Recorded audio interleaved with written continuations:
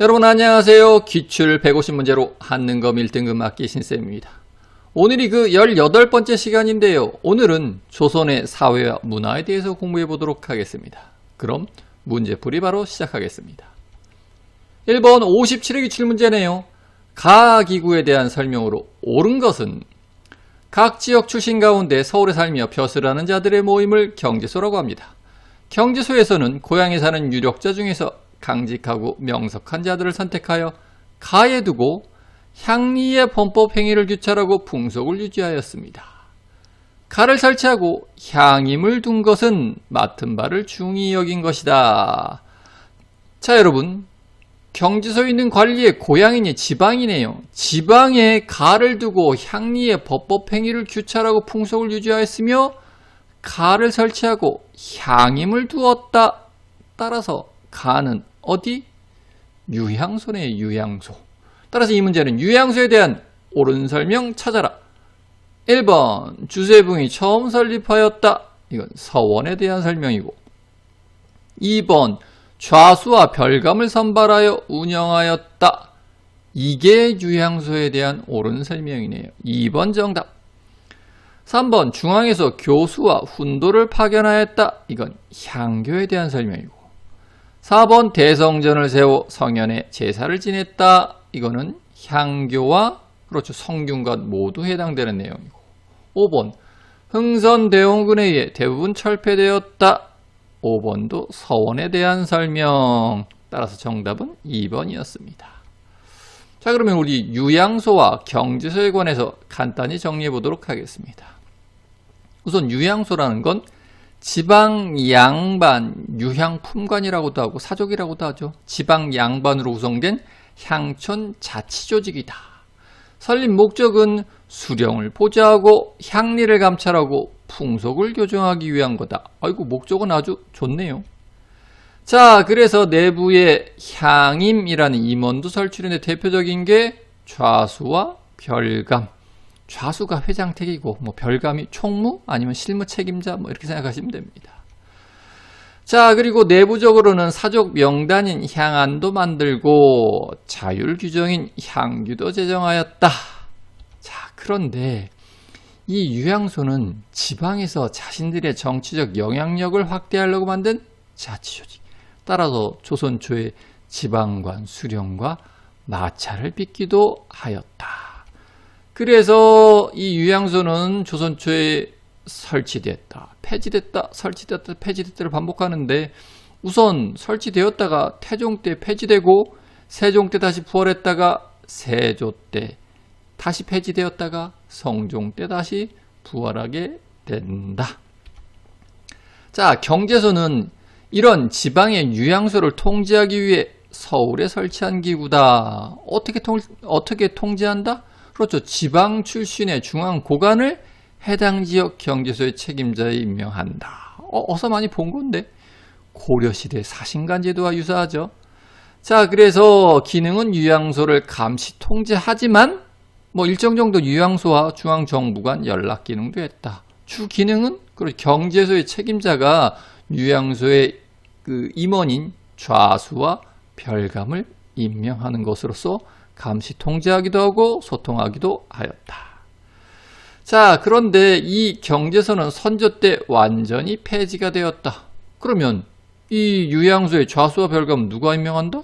지방에 있는 수령이 직접 임명하게 됐다. 따라서 지방관 즉 수령의 권한과 권위가 훨씬 더 강해졌다는 걸 입증하는 조치가 바로 선조 때의 경제소 폐지. 자, 이 정도 정리하시면 되겠습니다. 다음 문제 보도록 하겠습니다. 2번 58회 기출문제네요. 가에 들어갈 내용으로 옳은 것은 조선시대 직역을 마치는 문제. 이제 마지막 힌트가 공개됩니다. 1단계 힌트, 단안이라는 명부에 등록되었다. 2단계 힌트, 연조기감의 연역이 수록되었다. 3단계 힌트, 지방 행정실무를 담당하였다. 아이구야, 3단계 힌트가 결정적이네요. 지방 행정실무를 담당한 사람들은 향리네요, 향리.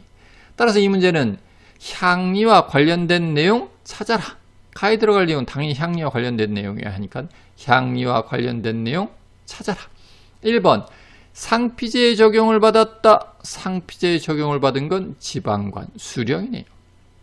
2번 잡과를 통해 선발되었다. 이건 기술관에 대한 설명이고 3번 감사 또는 방백이라 불렸다. 이건 관찰사에 대한 설명이네요. 4번 이방, 호방 등 6방에 소속되었다. 4번이 향리에 대한 옳은 설명 되겠네요. 4번 정답. 5번 공음전을 경제적 기반으로 삼았다. 이건 고려시대 문벌귀족에 대한 설명이네요.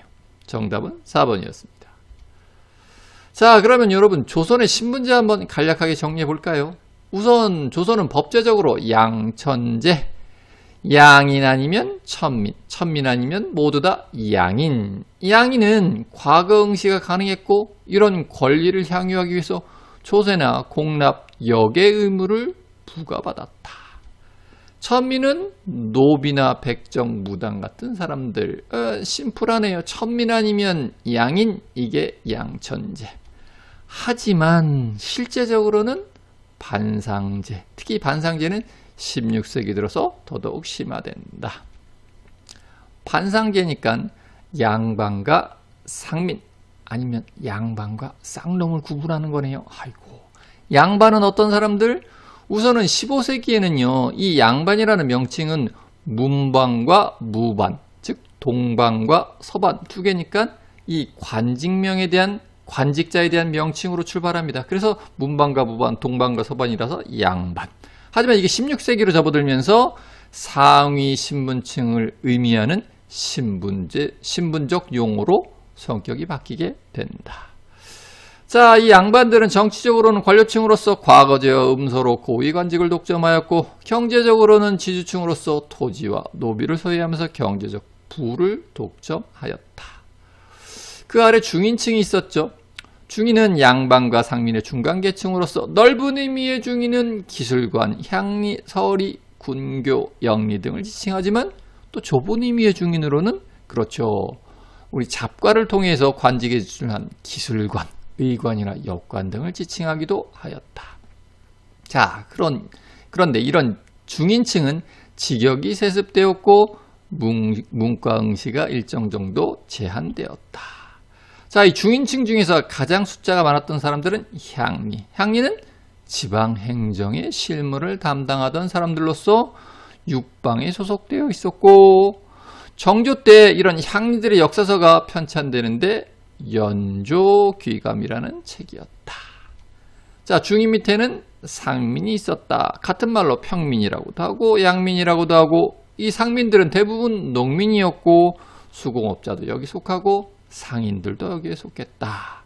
이 상민들은 조선의 수치체제의 주요 대상이었다. 세금 내는 사람들 대부분 이 사람들이란 얘기예요. 조세, 공납, 역의 주요 대상이 바로 이 상민들.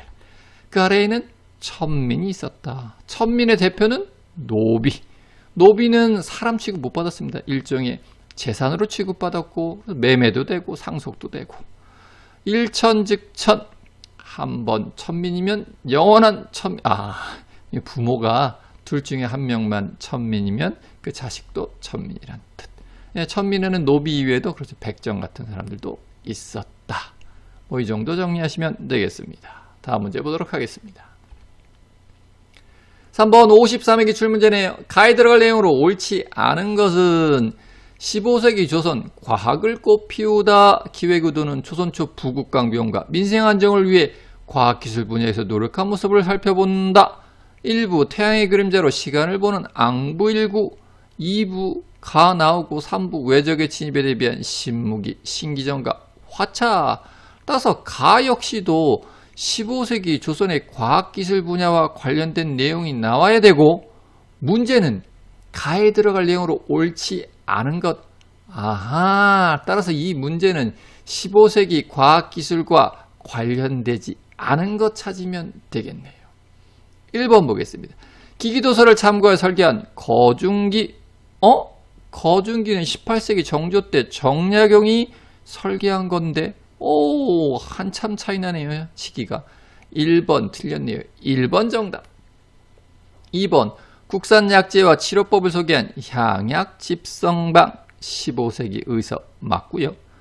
3번 한양을 기준으로 한 역법서인 칠정산 4편. 이거 역시 15세기 세종 때 편찬된 역법서. 4번 활판 인쇄술의 발달을 가져온 개미자와 갑인자. 이거 역시 15세기 주조된 금속 활차. 5번 우리나라 실정에 맞는 농법을 소개한 농사직설. 이것도 15세기 농서 맞네요. 정답은 1번이었습니다. 자, 그러면 우리 조선 전기의 과학기술과 이와 관련된 서적들을 한번 살펴보도록 할까요?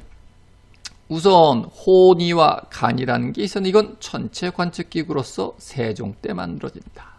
그리고 자경루는 물시계고 앙불구는 해시계인데 이거 역시 세종 때 만들어진다. 또 추구기가 세계 최초로 만들어져서 전국에 설치되는데 이것도 세종 때. 야, 웬만하면 과학기술 관련된 건 다 세종 찍으면 맞겠네요. 인지 규형은 토지 측량 기구인데 아이구야 얘는 세조 때. 얘만 좀 똑바로 좀 단단히 기억해 두면 되겠네요. 나머지는 대부분 세종이다 기억하면 되고 인지 규형은 세조 때. 칠정사는 한양을 기준으로 한 우리나라 최초의 역법서로서 세종 때 편찬되었고 원나라의 수시력과 아라비아의 회회력을 참고하였다. 향약 집성방은 우리나라 풍토에 맞는 약재와 치료법을 소개한 의서로서 이거 역시 세종 때 편찬되었고 의방유치 똑같이 세종 때 편찬된 의서로서 이건 의학 대백과사전. 자, 그 다음에 농사직설이라는 농서가 있었는데 이건 우리나라 실정에 맞는 우리나라 최초의 농서로서 세종의 명으로 정초 변여문 등이 편찬하였다. 또 금양잡록이라는 농서가 있는데 이건 강희맹이 지금의 시흥, 그 당시는 금양현이었죠. 시흥 지방의 농법을 소개한 농서다.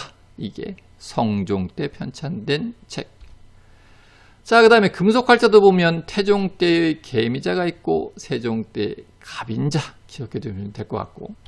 자, 그 다음으로는 천문도 한번 보겠습니다. 천상열차 분야지도. 이건 조선 태조 때 고구려의 천문도를 바탕으로 다시 만든 천문도. 자, 그 다음에 지도도 하나 기억해 두시면 좋을 건데 혼일강리 역대국도지도. 이건 태종 때 만들어진 세계지도로서 현존 동양 최고의 세계지도이다. 뭐 이 정도 정리하시면 되겠습니다. 다음 문제 보도록 하겠습니다. 4번 52의 기출문제네요. 가인물에 대한 설명으로 옳은 것은 이 자료는 가가 지어 왕에게 바친 성학십도의 일부입니다. 게임 끝났죠? 책 이름이 뭐라고요? 성학십도. 성학십도는 누가 지은 책? 이황. 따라서 이 문제는 이황에 대한 설명 옳은 것 찾아라. 1번 양명학을 연구하여 강화학파를 형성하였다. 이건 정제두에 대한 설명이고 2번 일본에 다녀서 해동 제국기를 편찬하였다. 이건 신숙주에 대한 설명입니다. 이 책 재밌는 게요. 신숙주가 그렇죠. 일본에 사신으로 다녀온 건 세종 때. 그러면 해동 제국기를 편찬한 건 성종 때. 우와 30년 뒤에 30년 전을 기억하면서 해동 제국기를 썼네요. 머리가 좋으셨나 보네. 3번 예안향약을 시행하여 향촌 교화를 위해 노력하였다. 이게 이황에 대한 옳은 설명이네. 3번 정답. 4번 유학경전을 주자와 달리 해석한 사변록을 자수하였다. 아이고 이거 좀 어렵네요. 이거는 조선 후기 박세당에 대한 설명이네요. 나중에 사문난적으로 몰리죠. 이것 때문에. 5번 가래 집남을 저술하여 예학을 조선의 현실에 맞게 정리하였다. 아이고야 이것도 어렵네. 이건 김장생에 대한 설명이었습니다. 4번, 5번은 되게 어려운 지문이니까 그냥 살짝 들어만 두시면 될 것 같습니다. 정답은 3번이었습니다. 자, 그러면 우리 조선 문화사, 그 중에서도 사상사에 있어서 절대 빼놓을 수 없는 이황과 이에 대해서 간략하게 한번 정리해 보도록 하겠습니다. 우선 이황을 보면 이황은 주리론을 집대성하였다. 이황의 이론을 한마디로 얘기하면 이기 이원론. 이와 기는 근본적으로 다른 것이다. 이렇게 이황은 근본주의적, 이상주의적 성격을 띠고 있었고 이황은 동인에 영향을 주어서 동인 영남학파 형성에 큰 영향을 주었으며 지금의 안동 지방에서 예한 향약을 만들어서 향약을 널리 퍼뜨리는데 큰 공헌을 하였고 사후에 안동의 도산서원에 배향되었다. 이왕은 또 일본 성리학 발전에 큰 영향을 주었다. 이거 기억하셔야 되고 4단 7정론도 이황과 관련되어 있죠. 이황과 고봉 기대승과의 논쟁이다. 이황이 저술한 책 몇 가지 좀 보면 성학 10도 우리 문제에 나온 책이죠. 이게 이황이 어린 국왕 선조에게 지어 바친 책인데 제왕학을 알기 쉽게 10개의 도식으로 설명한 책이다. 그리고 주자서 저류가 있는데 이건 주자대전을 요약한 책으로 일본에도 전래돼서 이것 때문에 이황이 일본 성리학 발전에 큰 영향을 미쳤다라고 평가받는 것입니다. 자, 그리고 책 하나만 더 봅시다. 전승록변. 전승록은 양명학에서 제일 중요하게 생각한 책이고 전승록변은 이황이 이 양명학을 비판하면서 저술한 책. 자, 그러면 이의를 살펴보도록 하겠습니다. 이의는 그렇죠. 주기론을 집대성하였다. 이의의 이론을 한마디로 요약하면 일원론적 이기 이원론. 이와 기는 다르나 분리할 수 없다. 이의는 이황과 달리 경험적 현실을 되게 중시해서 끊임없이 경장, 즉 개혁을 주장하였고 훗날 이의는 서인의 정신적 지주가 되고 기호학파를 형성하였으며 사후 파주에 있는 자운서원에 배양되었다. 잘 알다시피 이의는 심사임당의 아들로서 천재의 천재. 우리 과거 시험에 9번이나 장원으로 급제하는 구도장원공이라는 별명을 갖고 있었고 이의 저서를 좀 살펴보면 성학집요, 이황의 성학집도하고 책 이름이 되게 비슷하죠. 그래서 구분해서 기억하셔야 되고 성학집요는 현명한 신하가 군주를 변화시켜야 한다는 내용을 담고 있고 자, 동어문답에서 이의는 수미법을 주장하였고 만원봉사에서 10만 양병서를 주장하였으며 기자실기라는 역사책도 썼고 경몽요결이라는 어린이 윤리서도 저술하였다. 뭐 이 정도 정리하시면 되겠습니다. 자, 그러면 이것으로써 오늘 강의 마치도록 하겠습니다. 감사합니다.